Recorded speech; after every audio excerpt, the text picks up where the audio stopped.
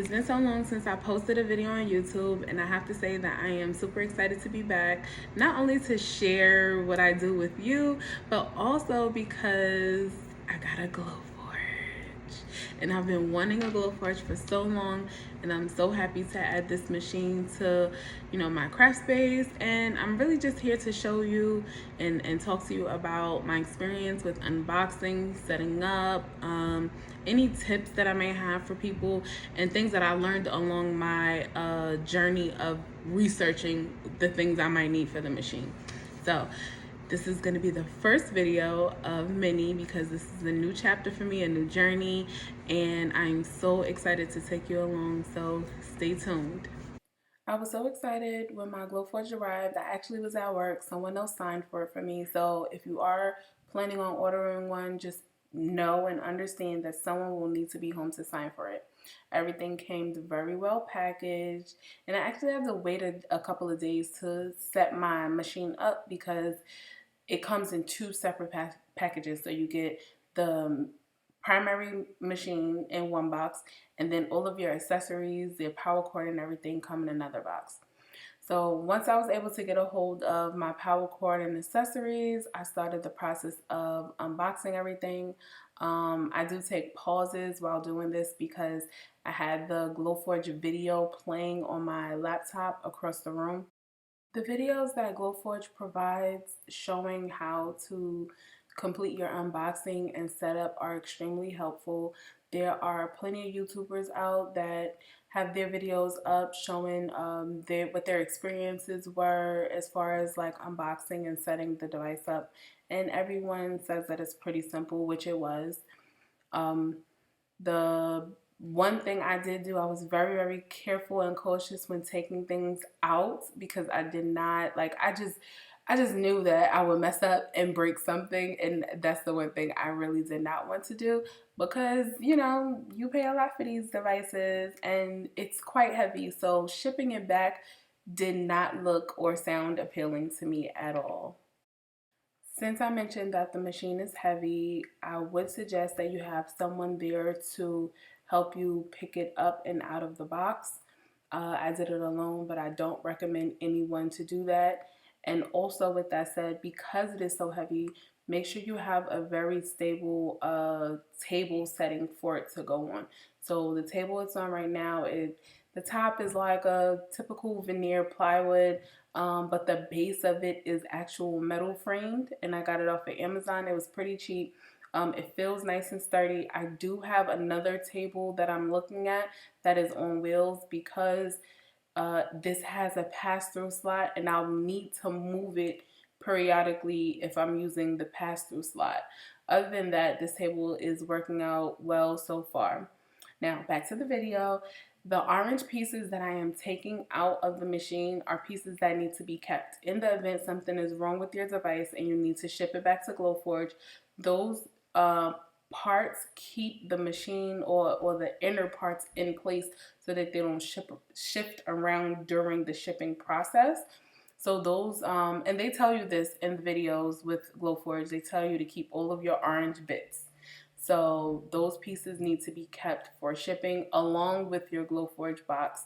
Your Glowforge box has to be kept, otherwise you need to purchase a new box to ship the device back in. You cannot package it in just any box to ship to them.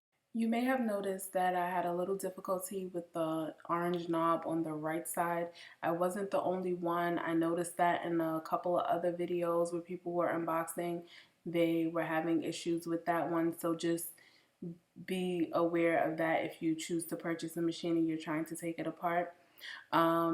Once all of the orange bits were removed, I was able to go ahead and put the crumb tray into the bottom of the device, and that crumb tray just catches whatever little tiny bits that falls out of the pieces that you cut. That way it's an easier cleanup. Basically everything falls, the tiny bits fall into there, and then you use the crumb tray, dump it somewhere for easy cleanup.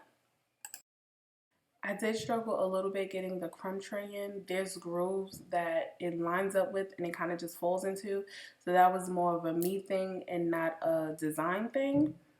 But once the crumb tray is in place, you can go ahead and close the lid and pull off that last orange tag, which holds the ribbon that attaches to the laser in place. And then you can go ahead and attach the laser. It clicks in really easy, no fuss. And then you snap it on to the middle, that center metal plate where it's magnetized. So it's magnets that hold it on, and it goes on really easy. Once you have your laser in place, you can go ahead and close the machine and move on to setting up your power source and your ventilation. Glowforge provides you with plenty of information on ways that you can vent your machine. I did order a performance filter system to pair with my Glowforge Pro. However, it comes a little later than the device itself, so I am currently venting out of a window using this inline fan from AC Infinity. The inline fan was suggested by other YouTubers and is much quieter than the Glowforge fan itself. Once that was done, I went ahead and powered on my device. In the Glowforge tutorial, it tells you that you'll hear some bubbling, and as you can see, the liquid of one of the components is moving around. So you do hear a lot of bubbling, and eventually your light will burn green, and that is when it's time for you to do your computer setup. I did mine on an iMac, and it was very simple and easy to understand. Once I was all set up on the computer, it was time for me to make my first cut. I chose to do the gift of good measure that they have already located in the catalog, and they suggest that you try to test this one out first before you cut anything else, because it does use all of the features that Glowforge offers. I did this cut on medium draft board, and I just decided to cut out the middle portion because I wasn't going to bore you with all of that. There's plenty of videos out where you can watch the full process of something cutting. But this particular cut took about 4 minutes, and the smell was not horrific. It kind of smelled like as if I had a fireplace in my apartment. That's why venting is super important.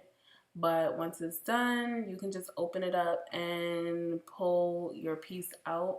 I struggled pulling out the draft board because I have nails, not because the machine did anything wrong, but as you can see, it cut through everything. And what I meant by saying that this particular print does everything that Glowforge has to offer. It scores, it engraves, and it completely cut the material. So all of those things are shown here. And then I went over to my desk. I had watched a few other YouTubers, and they all suggested using duct tape to pull off the masking tape. And you'll see me go through this process now, and it was very easy. The one thing I will say is that just use a full piece of tape. I was being cheap, and I only used that little tab, but what happens is the little pieces that were missed by that one tab were still there. So while I'm thinking my little keychain is falling apart already, it was masking tape on the smaller areas that I did not get with that initial piece of duct tape, but very helpful nonetheless. So this is the final product. Like I said, this is called the Gift of Good Measure. It's meant to be a keychain.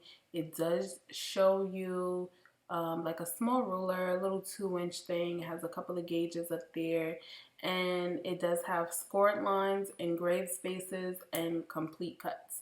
So those are the 3 things that the 3D laser printer does for you. I'd like to thank you so much for watching, and if you like this video, please subscribe if you haven't already. I promise to come back with more videos showing my processes of learning how to use the Glowforge and the things I've been able to do with it.